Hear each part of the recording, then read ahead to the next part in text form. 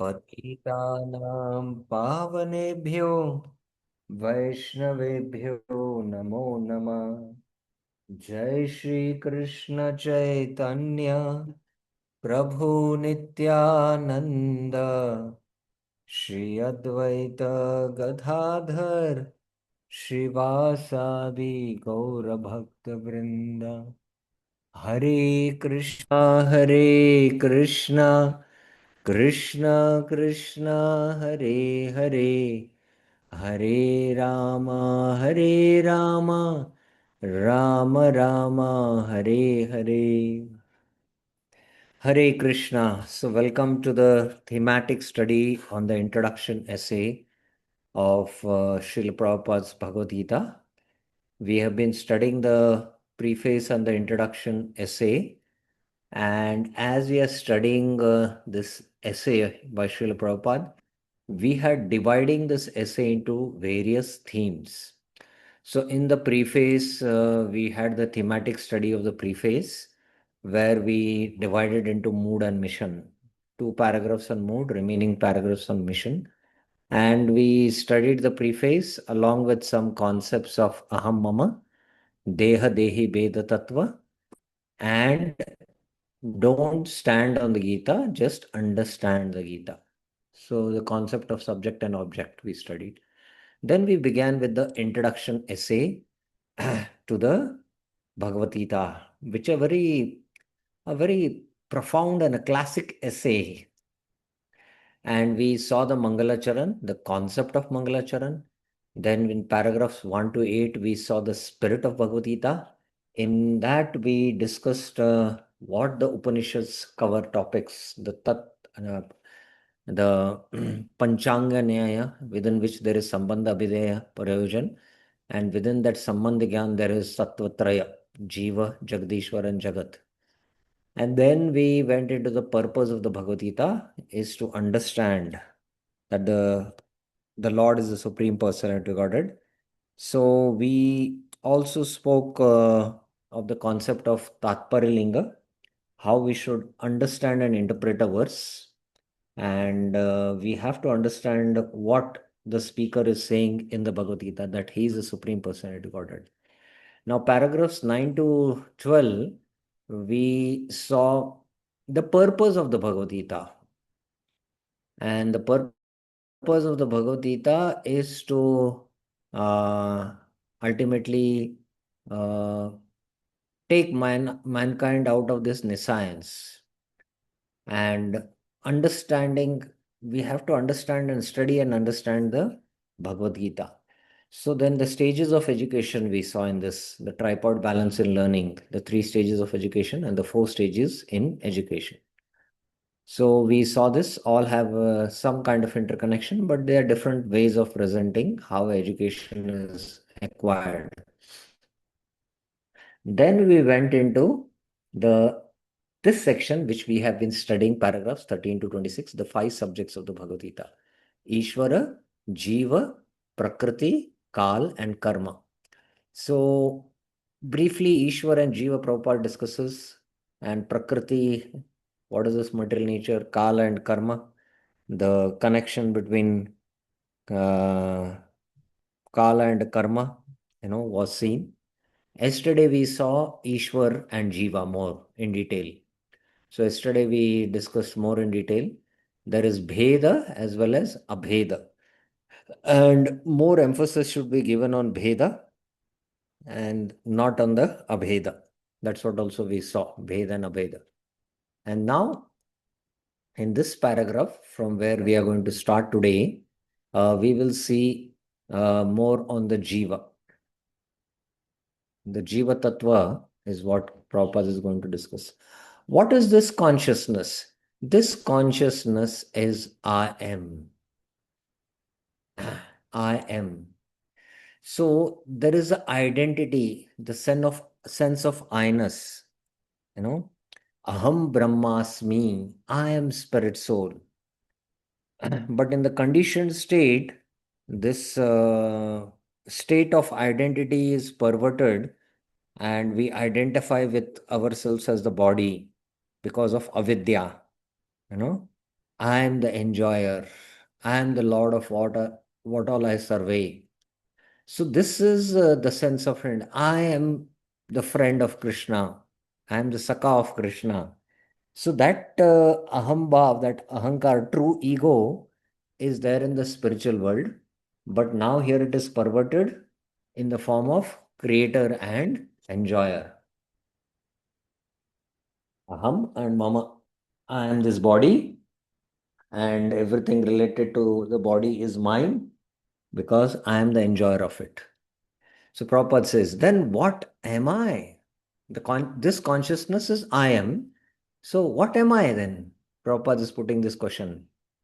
Kiyami, as Sanatan Goswami puts to Chaitanya Mahaprabhu. In contaminated consciousness, I am means I am the Lord of all I survey, I am the enjoyer. So in contaminated consciousness, this is the, you know, false ego. The world revolves because every living being thinks that he is the Lord and creator of the material world. Actually, this world is moving because I am running it. You know, aparyamitastu anyam prakritim vidyam me param jiva bhuto mahabhavo yedam dharate dagat. He feels that he is, running this world. The material world is there only because, it is jivas have a desire to lord it over. Material consciousness has two psychic divisions. One is that I am the creator, and the other is I am the enjoyer. So, because this enjoyer mood is there, bhokta, and shishta, I am the creator, is there. But actually, the Supreme Lord is both the creator and the enjoyer. Now, why one of the reasons uh, you think so that why even scientists and everyone try to deny that God has created this creation? What is the reason? What is the reason? What is the deep, subtle reason why, if you give uh, credit to God as the creator of this universe, what is the problem? Why there is, a kind of a denial given to God's creation that God is not the creator? What is the reason? What is the reason? Anyone would like to share some thoughts of theirs? What is the reason you feel? Who would like to share? What is the reason? Bir Krish Prabhuji. Hare Krishna, bro. Bro, it's a Easter mentality basically. Uh, well, see, what is the problem if you attribute that ultimately the God is the creator of this universe? So we all scientists are working very hard to prove that God is not the creator, it has come on its own. What is the reason? Uh, Prabhupada is giving a hint here in these two statements. Okay, Subha Ikshan Krish Prabhuji. Prabhu, as a Karta and Bharta, we want to be the enjoyer and we want to have that ownership and that enjoying mentality. See, because if God is the creator of this universe, then it is his property. Because we want to claim, we want to have that deep-rooted desire to enjoy. So that is why we're denying God's existence as the creator. This is the subtle reason. Interestingly, I came across some news that recently, the whole theory of Big Bang doesn't hold waters. This is what scientifically they are proved now. The whole creation cannot come in such an order by a bang, and there is a creator God, that's what is a recent conclusion of scientists. But all said and done, this deep rooted, enjoyer mentality is there. And that's why we want to deny that God is the creator, because then he is the controller and he is the enjoyer. And I am not having control over this, creation. Then, I cannot enjoy this. So, but actually, the Supreme Lord is both the creator and the enjoyer, and the living entity being part and parcel. So, is neither the creator nor the enjoyer, but cooperator. So this is the Jiva's position. He is created and the enjoyed. He is created by the Lord for the enjoyment of the Lord. But having said that, because we are part and parcel of the Lord, we have this tendency. Because God has this tendency. God wants to enjoy. Why does a family man, why does he produce children? What is the reason? Anyone knows? Why does he expand himself? Although he has wife, why does he expand through the wife with so many children? What is the reason? Nowadays, people don't want to have many children. But in general, what is the reason? Anyone knows?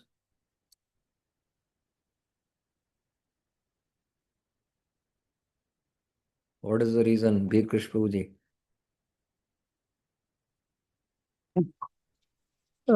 It could be again pro creator mentality only. It is because the God wants to enjoy unlimitedly, and that's why he expands symptoms unlimitedly in the form of Jiva Tattvas. So we also want to expand our enjoyment, and that's why we expand our family in the form of children to expand our enjoyment. That's the reason. Prabhupada explains Yes. in one of the lectures. So this is the reason. Excuse me, there's some throat issue I have. For instance, a part of a machine cooperates with the whole machine, and the part of the body cooperates with the whole body. The hands, legs, and eyes, and so on, are all parts of the body, but they are actually not the enjoyers. The stomach is the enjoyer. So, Prabhupada, this philosophical statement, what he has made, that the living entity is neither the enjoyer nor the creator, but a cooperator, and is created, and he is the created and the enjoyed. To prove this, he gives an example of a part of a machine. He gives a part of a machine. 1 second. Part of a machine of a whole machine, and a part of the body of the whole body.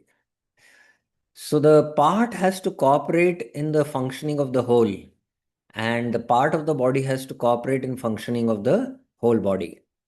And hands, legs, eyes are parts of the body. They are parts of the body. And they are not actually the enjoyers. The actual enjoyer is the stomach. So the stomach is compared here to the Lord.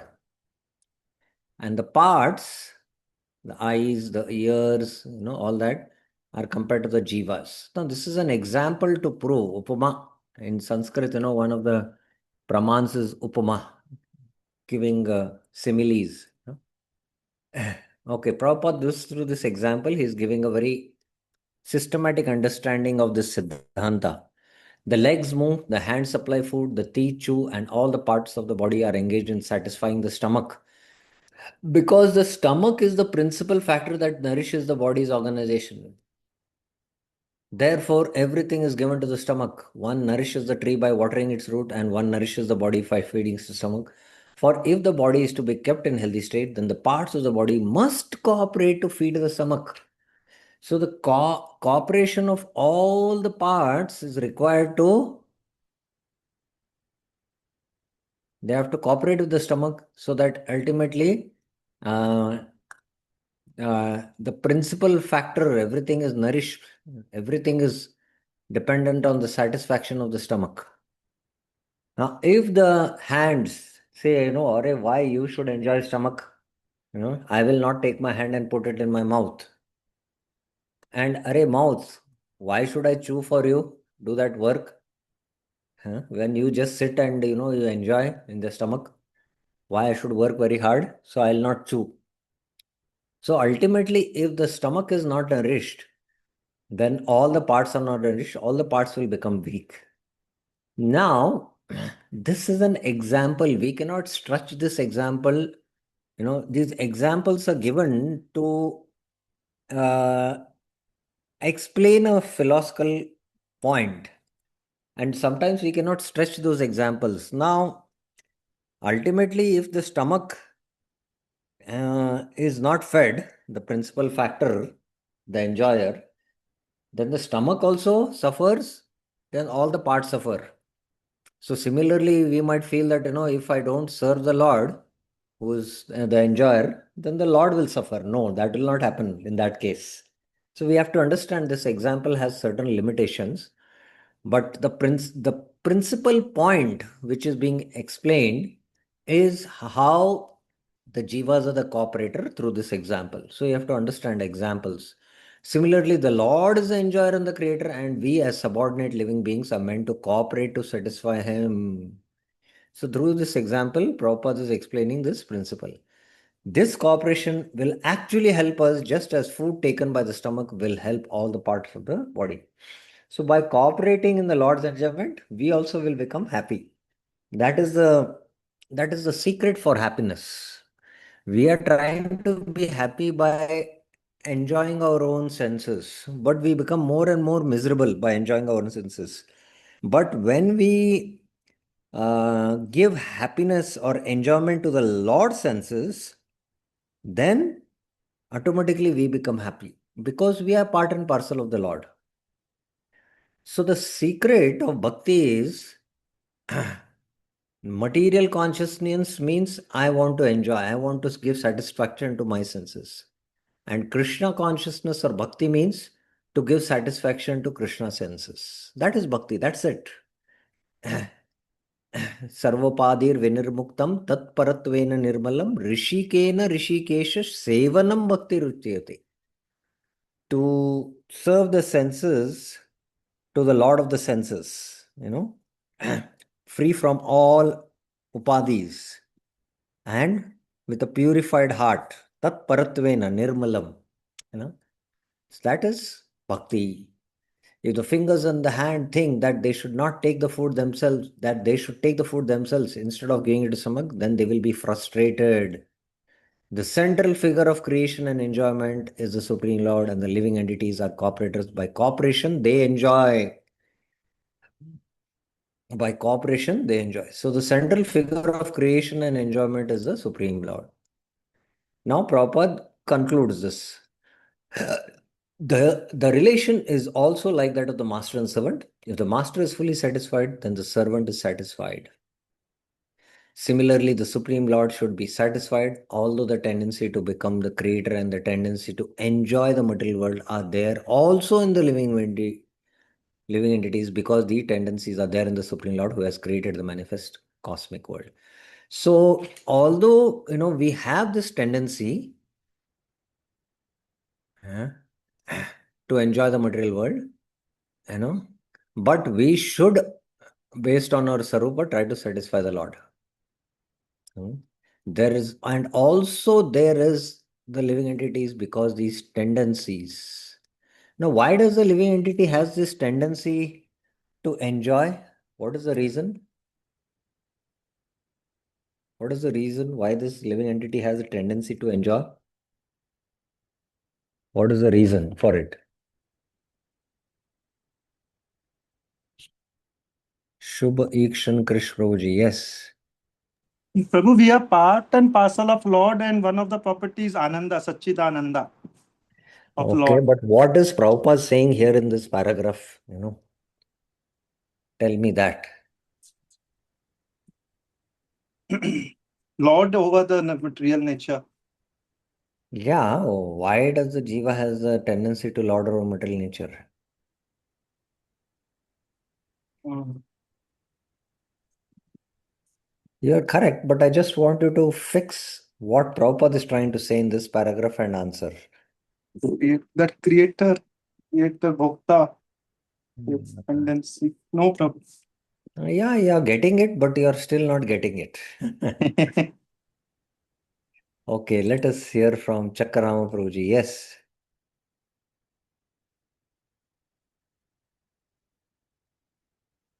We Yes. being Vibhu, we being Vibhu, Who? and We being Vibhu. we are Anu, actually small portion of the Lord. The And Lord is Vibhu. also, We are Anu Baba. yeah, Anu. And secondly, we do not know our constitutional position exactly. No, that's what not Prabhupada is saying here. I think sometimes we go off track here and there. You have to just stick to what Prabhupada is trying to say and get the answer. Yeah, who will answer? Bir Prabhuji. Prabhupada says कि central figure for creation and enjoyment is Supreme Lord.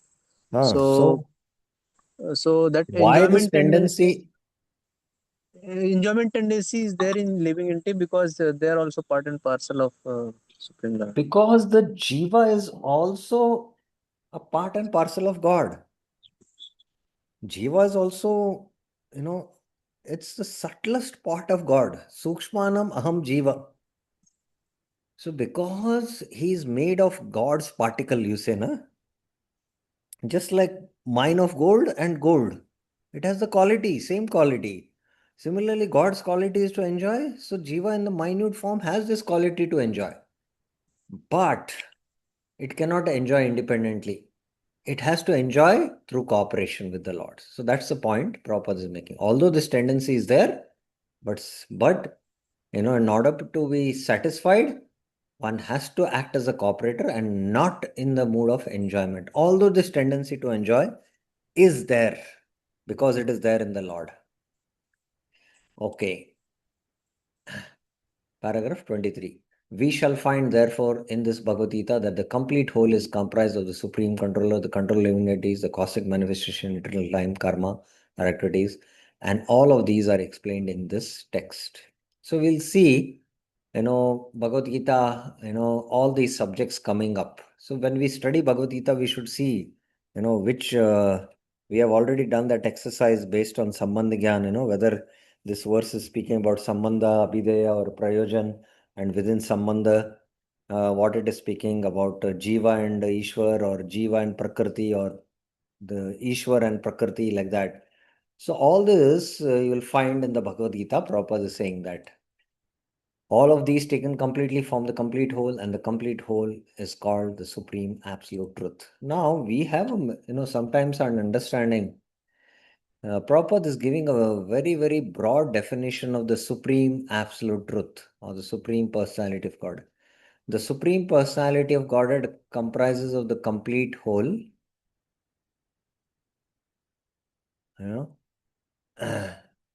and it comprises of the complete units,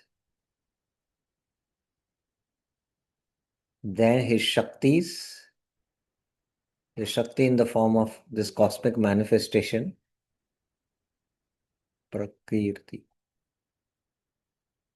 And then it is the Kala Shakti. And then ultimately it is karma also. So all these taken together refers to this. There is a supreme controller. What is the point if only there is supreme controller and there are no controlled living entities? Then that's why in the Pancha Tattva there is,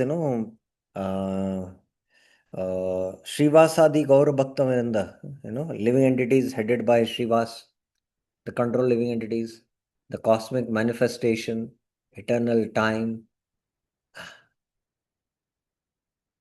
and then there is karma also, although karma is not eternal.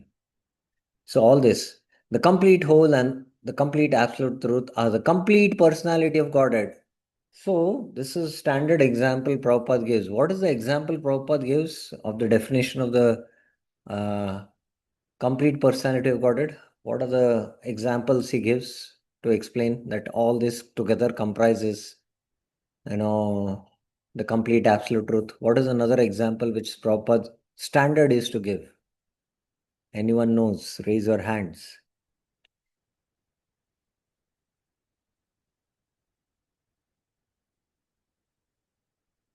Bir Krishnaji, what is the example Prabhupada is to give?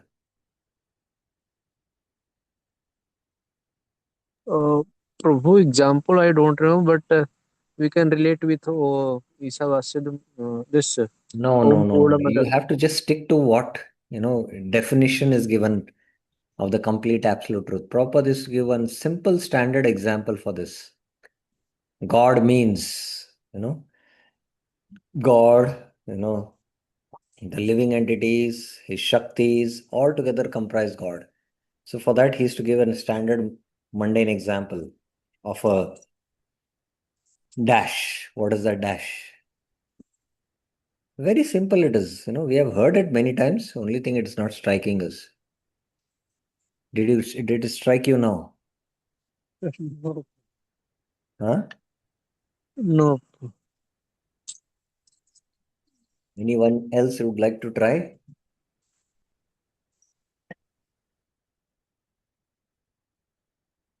Shubha Ikshan Krishproji.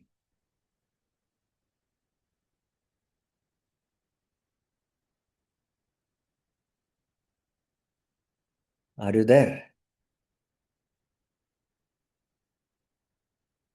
Shubha Ikshan Krishproji? Are you there? Oh, no response. So Prabhupada used to give a standard example of the king.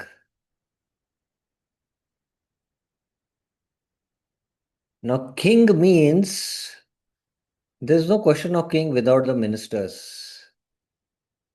King means also there's no question of the king without the queens. King means there's no question about without the kingdom. And king means also there's no question without, the praja, the citizens. So the queens are his shaktis in one sense. The kingdom is his creation, the cosmic manifestation in one sense. And the praja is like the jivas here, And ministers are like, you cannot compare like that, but, is one more shakti only you can say, So like that, and all other things, comprising the activities like karma, king has to control activities, you know, of the citizens. That is like karma. Bir Krishna, now you're getting this example clear? Yes, yes, yes. So this Prabhupada is to many Minister can times be been minister can be taken as demigods. demigods, but here, in this definition, I'm just trying to correlate. But you can say his Shaktis only. Demigods are also his Shaktis. They are his Vibhutis in one sense. So basically, Prabhupada is to many times in the lectures hammer king. There's no question of a king without a queen. There's no question of a king without a kingdom. No question of king without the, praja being there. No praja to rule. What is the use of a king? Like that. So all comprise the king together. So similarly, the complete whole and the complete absolute truth are the complete personality of shorts. All manifestations are due to different energies, and he is the complete whole. So ultimately, all his are his shaktis. The kingdom is the cosmic manifestation here, which is his Bhairanga Shakti, and the Kala Shakti is there. There is the Jiva Shakti, the internal and the external potencies of the Lord. So all these are Shaktis only in one sense. So all these manifestations are there, and they are all complete. So the absolute truth means absolute truth with all his Shaktis. Now, Prabhupada, having established this, he completes this discussion. He takes another point in few paragraphs, maybe this and next paragraph, that ultimately Brahman is also a manifestation of the Supreme Personality of Godhead. So that he explains in this paragraph 24. It is also explained in the Gita that the impersonal Brahman is also subordinate to the complete person. So the impersonal Brahman is also under the complete person. Brahmano hi pratishtaham. Brahman is more explicitly explained in the Brahma Sutra to be like the rays of the sunshine. So the sunshine rays are coming from the sun. The sunshine is impersonal Brahman and the sun is personal Brahman. The impersonal Brahman is the shining rays of the Supreme Personality of Godhead. Impersonal Brahman is incomplete realization of the absolute truth, and so also is the conception of Paramatma. So the conception of Paramatma is also incomplete realization of the absolute whole. In the 15th chapter, it shall be seen that the Supreme Personality of Godhead Purushottam is above impersonal Brahman and the partial realization of Paramatma. So in the 15th chapter, verses 16, 17 and 18, it is proved how, there's the impersonal Brahman, then there's the Paramatma, and above that is the Purushottam, highest realization of the absolute truth as the personality of Godhead. That is called as the Tri Shloki Gita. We are studying the verse by verse Gita commentary of Srila Vishwanath Chakravarti Thakur. There he brings out this. So you can, when we come there, then we can go in detail. But here, suffice to say that in the 15th chapter, the Lord himself proves that he is the Supreme Personality Godhead above impersonal and Paramatma realization. The Supreme Personality of Godhead is Satchidananda Vigraha, person, Vigraha, form, he has form. The Brahma Samhita begins with Ishvara, Parama, Krishna, Satchidananda Vigraha, Anadiradir Govinda, Sarvakarana Gavarnam. Govinda, Krishna is the cause of all causes, he is the primal cause, and he is the very form of eternity, bliss, and knowledge. Impersonal Brahman realization is the realization of his Sat feature.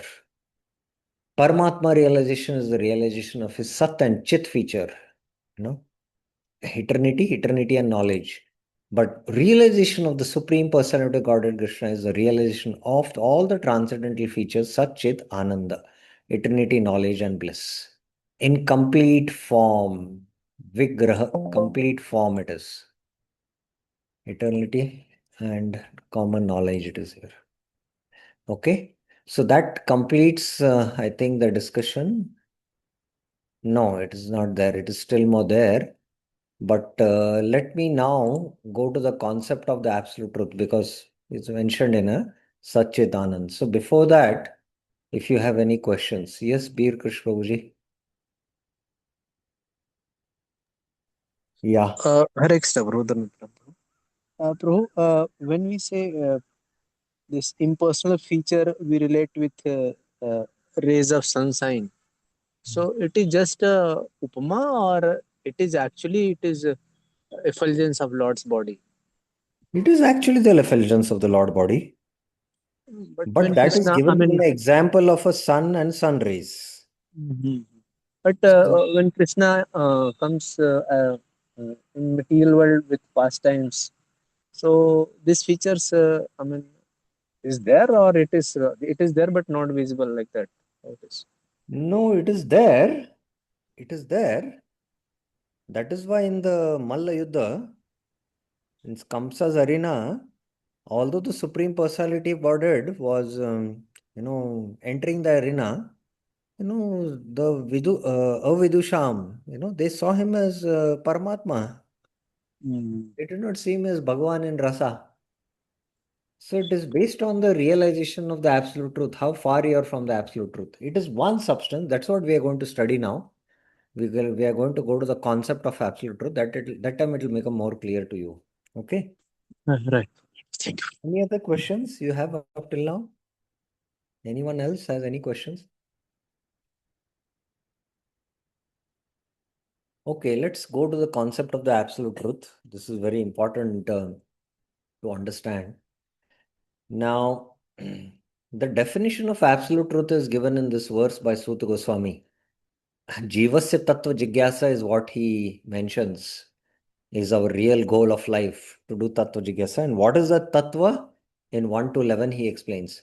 Vadanti tat Tattva Vida Tattvam Yajnanamadvayam Brahmeti Paramatmeti Bhagavan iti Shabdyate. The knowers of the truth, Vadanti tat Tattva Vida. Call this truth Advaya Jnanam. Tattvam Yaj Jnanam Advayam. The supreme conscious being who is called Iti Shabdate, Brahman by the Jnanis, Brahmeti, Paramatma by the yogis, Paramatmeti, and Bhagavan by the devotees, Bhagavan. So it is actually Advayam. Jnanam Advayam. It is Prabhupada mentions as one non-dual substance. It's one thing, but seen by Gyanis yogis and devotees differently. That one same thing as seen, the Gyanis see it as Brahman. It's a one thing, but the yogi sees it as Paramatma. And the devotees see it as Bhagavan. So, what is the reason? So, Bhaktivinoda Thakur in his Jaiva Dharma explains very nicely of something called as myopic vision. Sometimes we have specs, and because we don't have 6x6 vision, and our vision is blurred, that's why we go to an ophthalmologist and he recommends us a spec so that we can have the clear 6x6 vision. So one who has this myopic vision, I know one very dear devotee in our ashram who's got minus 10, 10. I know the glass number is. In fact, when he goes and stands near the temple altar, what he sees is only one blur light. He cannot see any forms of Radha Krishna, although the forms are there. He just sees a light, and that's why he's got a binoculars. He uses the binoculars, and with the binoculars, he will focus on the Lord's lotus feet and see the darshan. He cannot see the full darshan also. So, one who doesn't have this clear vision, one who's far away from the absolute truth, from far, it looks like, it's one light, just like for a person with minus 10 specs. But when he comes near and maybe he focuses with the binoculars, he can see that, this entity, non-dual substance, has certain features. Just like yogis meditate on the limbs of the Lord. And then we get a complete picture.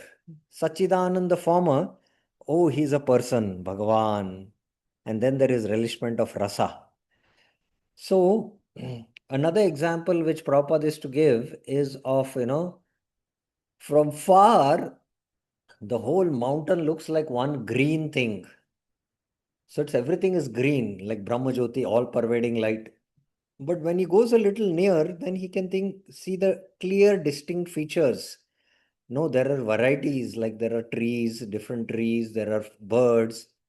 And then when he actually goes inside, then he can see all the fine distinguishing details, So it is the same one thing, Advaya, Gyan. It's one thing seen as three, Brahman, Paramatma, and Bhagwan. So please don't, first you have to, remove this misconception that Brahmas is a different,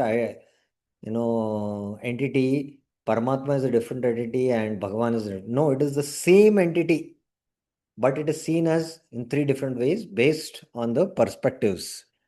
So now in the Jeev Goswami, in his work, gives a very interesting example to understand the absolute truth. The absolute truth is compared to gulab jamun. Now, gulab jamun has various features, like it has smell, then it has shape and color and texture. The shape is round balls, the color is dark brownish, and it is soft, smoothie texture it has.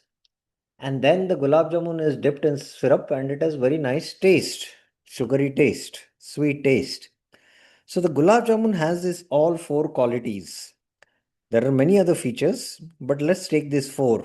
The smell, the shape, texture, size, and then the taste.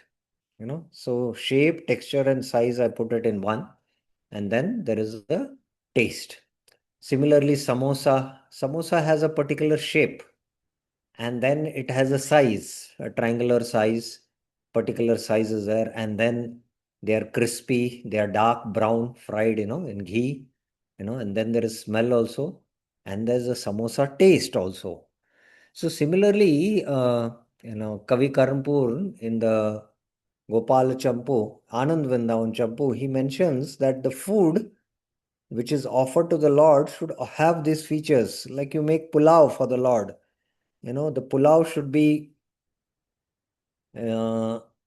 very good to look at, you know. And then it should have this fragrance of the pulao coming out. You know, all the fragrance of pulao, how it is.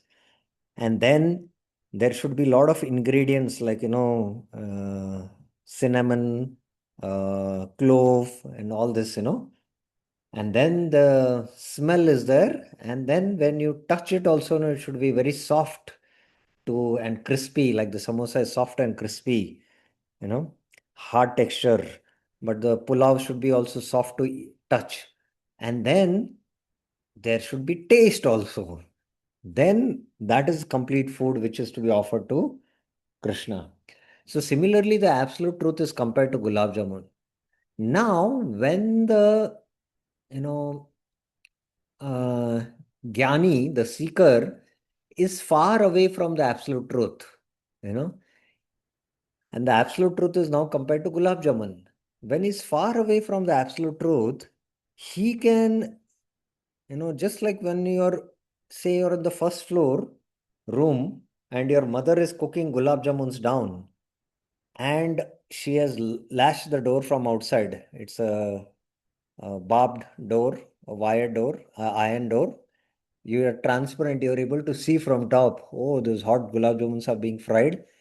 And although gulab jamun has smell, it has touch, taste, texture, fragrance, and then it has the taste.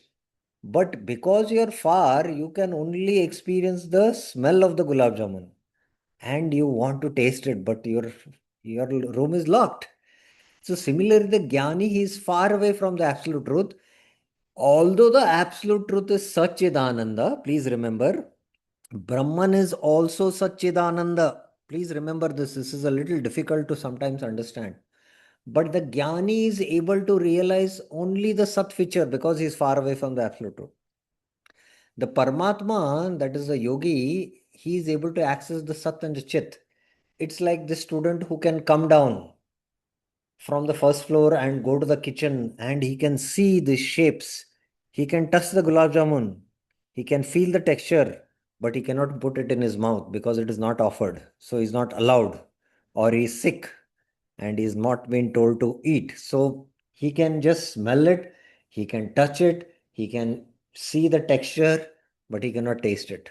So when a yogi, the seeker, is little near the absolute truth, so he is able to access only the Sat and Chit feature. Although Paramatma is Sat Chid Anand, but he is able to access only the Sat and the Chit feature. And Bhagavan means Satchidanand. Only you will get happiness not by smelling the gulab jamun or touching the gulab jamun, only when you put it in the mouth, taste. So the bhaktas are near to the absolute truth and they can access the Sat, Chit and the Anand feature. So please remember, Brahman is Advaya, Satchidanand. Paramatma is Satchidanand, Bhagavan is Satchidanand.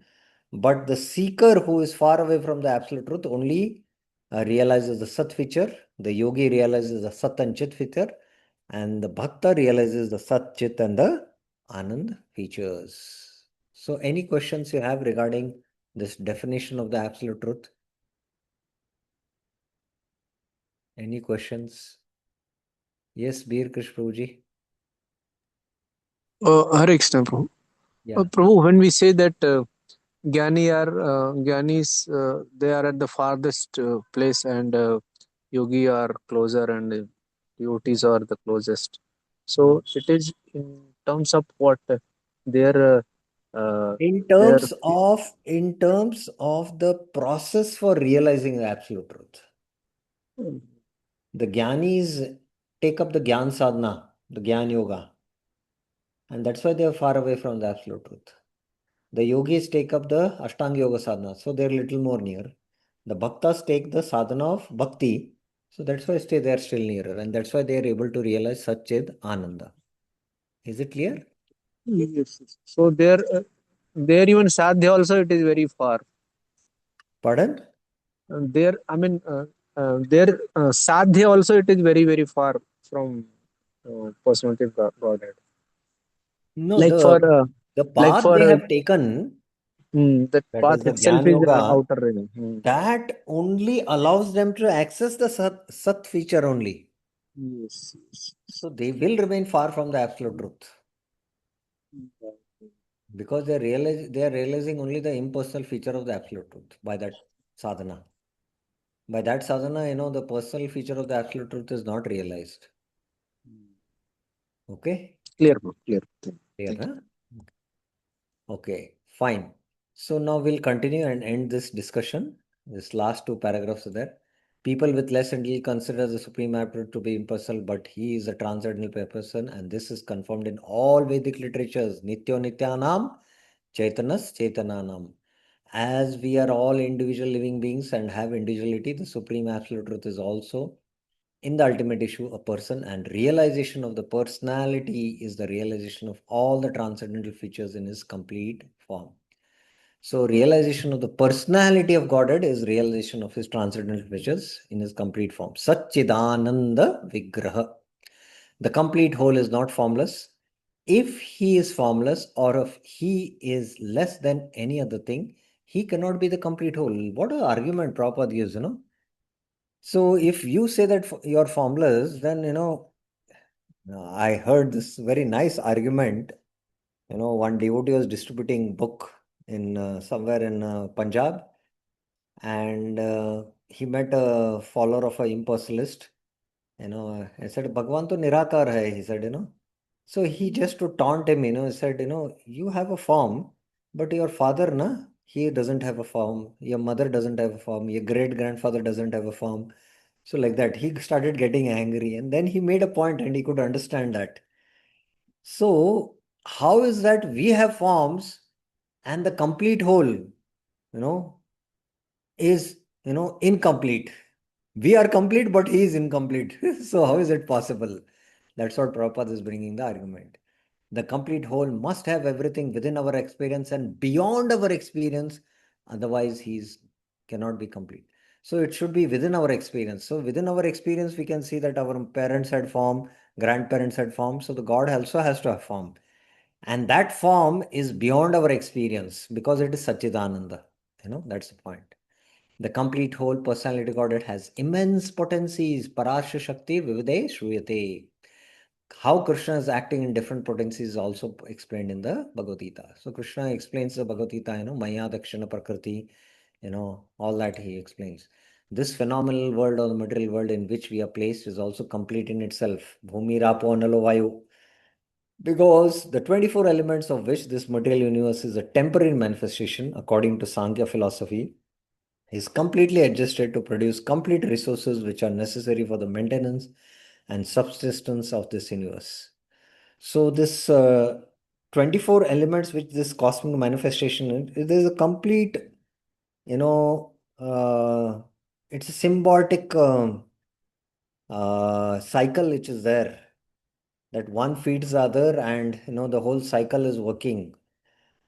And that's why this whole material world, you don't need anything externus is needed, or is there need of, or is there anything needed also extra needed? It all adjusts within the 24 elements. Everything is placed for the necessary for the maintenance and sustenance. This manifestation has its own fixed time by the energy of the Supreme Lord, and when the time is complete, this temporary manifestation will be annihilated by the complete arrangement of the complete. By the complete arrangement of the complete, it will be annihilated. So this is the Kal which is operating. There is complete facility for the small complete units, Jim, namely the living entities, to realize the complete, and all sort of incompleteness are experienced with the incomplete knowledge of the complete. So all sort of incompleteness which we feel is because of the, is experienced due to the incomplete knowledge of the complete. Now, generally in our experience, we have this, inner understanding that the man feels incomplete without the woman, and that's why they get married, or a woman feels incomplete without a man. So there is always some incompleteness felt, but even after getting married also still there is incompleteness. Because that completeness will be there when we connect with the complete whole. The complete units connect with the complete whole. Only then that incompleteness, what we are feeling, that vacuum will be taken away. Otherwise, even though we feel that we are incomplete without a woman, or a woman feels I'm incomplete without a man, that is a physical or a biological need, an emotional need. But at a spiritual level, you know, the incompleteness will remain, continue to remain. Only when we connect to the complete whole, then, and there is complete realization of the knowledge of the complete, then the incompleteness will go away. Otherwise, it will always be there. So, Bhagavad Gita contains the complete knowledge of Vedic wisdom. So, this complete knowledge of Vedic wisdom is there to make us complete. So, that's how Prabhupada ends this discussion of this theme particular. Now, the 5 subjects of the Bhagavad Gita, what Baldev Vidyabhushan has written in his essay, that I will take up in a new class. That will be next week. But any questions you have up till now, I would like to take. Any questions, any clarifications you have up till now, what we discussed.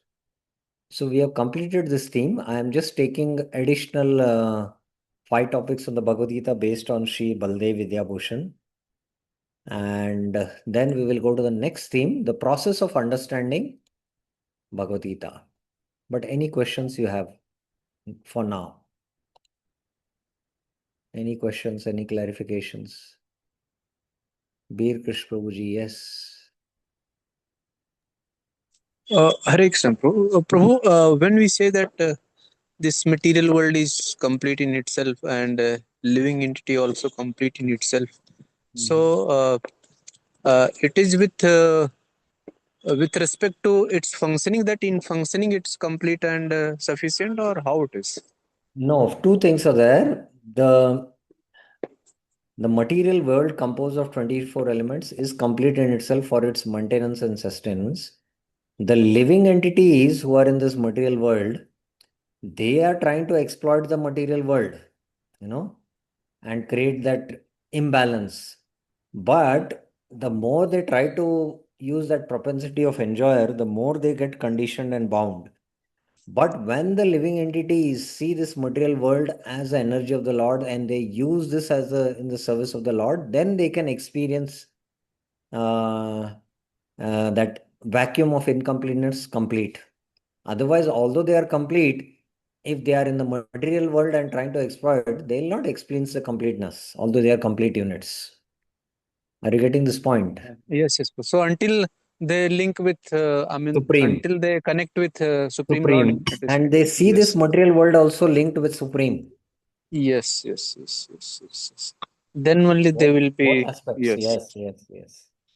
Thank you, Okay. bro. Thank you very much. Thank you very much. Okay, Done. so we'll stop here and we'll continue in the next class. I will take Baldev Vidyabhushan's 5 topics of the Bhagavad Gita, how he explains. It is a little philosophical, more philosophical. Prabhupada has kept it more, he has kept it philosophical, but at this time in a more simpler way for today's audience to understand. But this is more like a Upanishadic understanding. Uh, this is again just an introduction essay. The more detailed essay or the work is actually, as I mentioned, Vedanta Samantak. It is not Radha Raman Goswami. That's what I was getting confused last week when I mentioned. It is Radha Damodar Goswami, who was in one sense, the guru of Baldev Vidyabhushan, because he defeated him and introduced him to the concept of Jeev Goswami's Siddhanta.